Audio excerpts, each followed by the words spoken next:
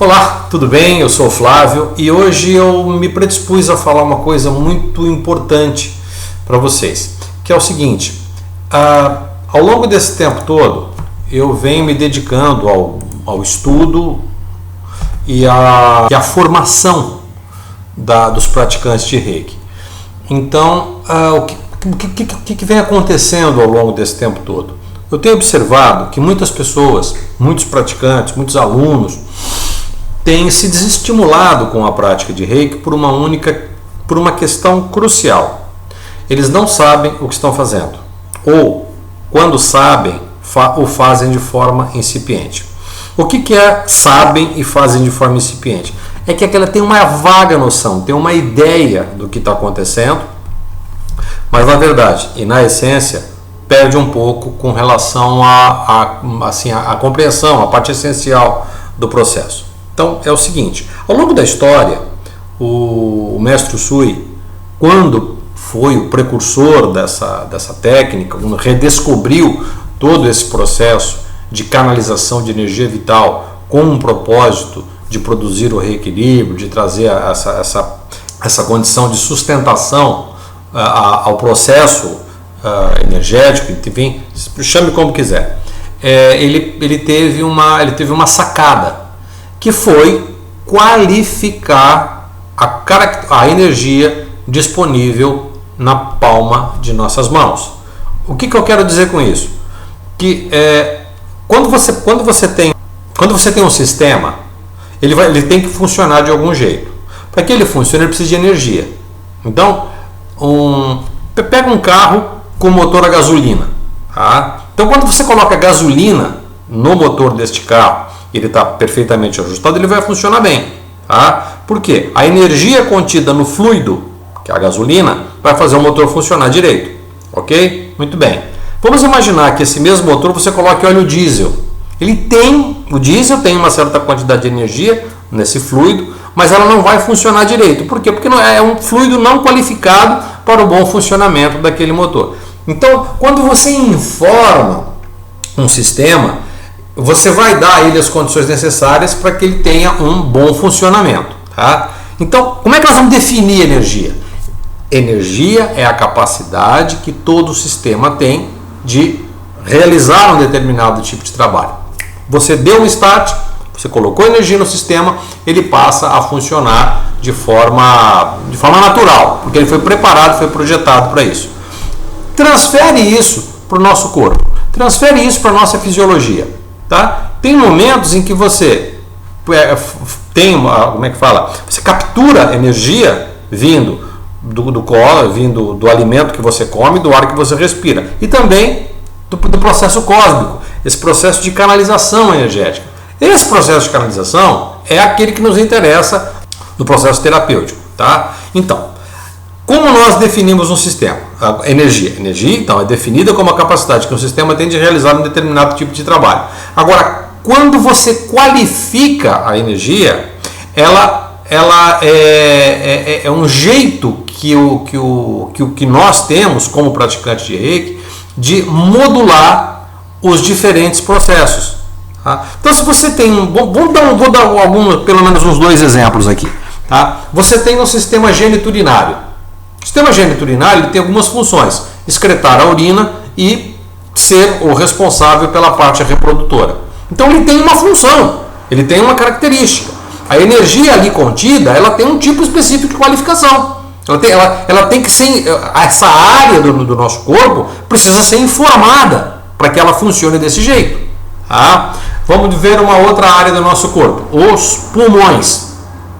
Os pulmões têm a função de captar energia através do ar, fazer o processo de respiração, fazer a troca gasosa que acontece na pequena circulação, né? E esse processo tem uma característica. Este órgão tem uma determinada função e a energia disposta para esta área respiratória, né, pulmonar, tem uma certa qualificação. Então isso que a gente chama de modular a energia. Então, na prática do Reiki, tá? O processo se dá da seguinte maneira. Tá?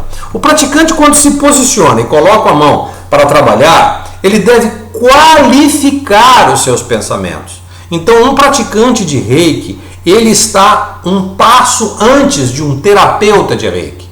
Se você é simplesmente um praticante, você vai, coloca a mão e as coisas acontecem de forma... Acontece, claro que acontece, lógico. Colocou a mão, a coisa flui. Tá? Quando você é um terapeuta de Reiki, você está um passo, 2, 3 passos à frente de um praticante. Por uma única razão. O terapeuta de Reiki, ele tem a responsabilidade de qualificar a energia que ele coloca em determinadas áreas do corpo. Ele precisa saber o que ele está fazendo. Ele precisa ter noção de como a energia, ao entrar numa determinada área do nosso corpo, ela vai ser absorvida de um jeito. E ela vai ser transformada, processada de um jeito muito específico. Tá certo? Tá. Agora, como é que isso ocorre fisiologicamente? Vou te dar fazer assim um exemplo bem técnico, bem científico, porque quando você tem informação técnica, quando você tem informação científica aprofundada, fica mais fácil para você trabalhar. Quando você tem uma coisa meio esotérica, meio malucada, meio sem consistência, sem fundamentação, você logo acaba se perdendo porque você não sabe o que está fazendo. Tá? Então tá. Eu quero que você observe bem esse slide aqui. Tá? Fisiologicamente, os átomos de hidrogênio dispostos no nosso corpo, eles são sensíveis a campo magnético. Então, o que significa isso? O que é isso? Eu vou te dar um exemplo do que acontece numa ressonância magnética. A ressonância magnética nada mais é do que o alinhamento e o desalinhamento dos átomos de hidrogênio. Tá? Então, quando eles estão dispersos no nosso corpo, eles estão desalinhados. É a condição natural deles, a condição formal deles. Eles estão perfeitamente desalinhados. Então, quando existe quando há o aparecimento de um campo magnético, esse campo magnético alinha os átomos de hidrogênio. Em cada área do nosso corpo existe um tipo específico de informação. O coração, o cérebro, a garganta, a tireoide, pulmão, estômago, o sistema geniturinário, os nossos músculos, os nossos membros, os nossos músculos, enfim, cada um deles apresenta um tipo específico de característica. A partir do momento que eu injeto, que ele está imerso num campo magnético, todos os átomos de hidrogênio estão alinhados. Eu estou falando da ressonância magnética. Tá? O tomógrafo funciona de forma parecida, mas é de um outro jeito. Então, o campo magnético da ressonância vai fazer esse alinhamento. Então, o que acontece nesse momento? Há uma modulação neste campo, fazendo com que os átomos de hidrogênio ora estejam alinhados, ora estejam desalinhados. Quando ele está alinhado, ele carrega-se de energia.